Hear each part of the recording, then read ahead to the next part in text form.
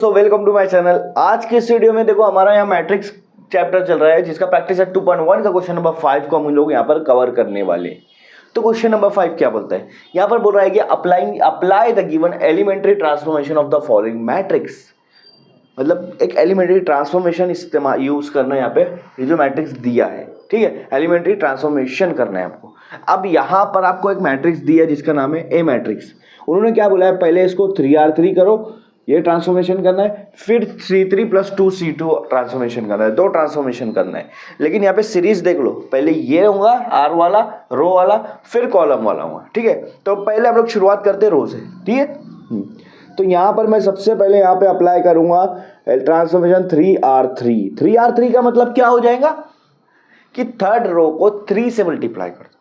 First row second row की बात हो रही क्या, नहीं हो रही, तो फर्स्ट रो और सेकंड रो में कोई चेंज नहीं आएगा।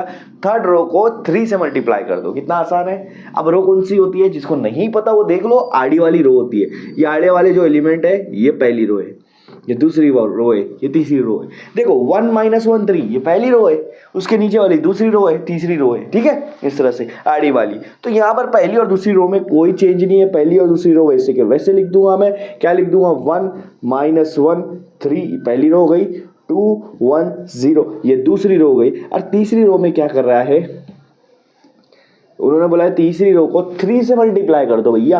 मतलब तीसरी रो का पहला एलिमेंट 3 है, तो 3 को 3 से मल्टीप्लाई करूंगा 9 हो जाएगा।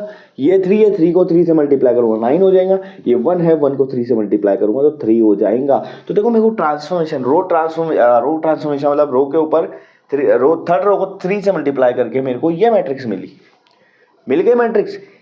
पहली वाली से कोई अलग मैट्रिक्स आ गई, ठीक है। अब क्या करना है, अब बोला उन्होंने C3 + 2C2, C3 + 2C2। अब ये कौन सी वाला है भैया, ये क्या चीज आ गई। तुम बोलोगे ये क्या चीज कर दी है सर ने तुमने, C3 + 2C2।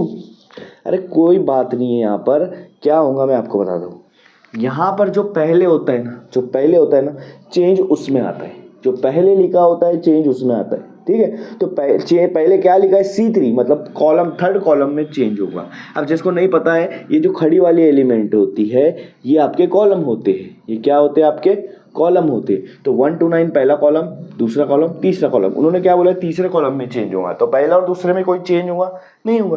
पहला कॉलम वैसे के वैसे लिख लेते हैं 1 to 9, दूसरा कॉलम -1 1 9, ठीक है, यहाँ तक हो गया। अब तीसरे कॉलम में चेंज हुआ, क्या चेंज हुआ वो यहाँ देखो। उन्होंने बोला है 2C2 करो। 2C2 का मतलब होता है सेकंड कॉलम को 2 से मल्टीप्लाई करो।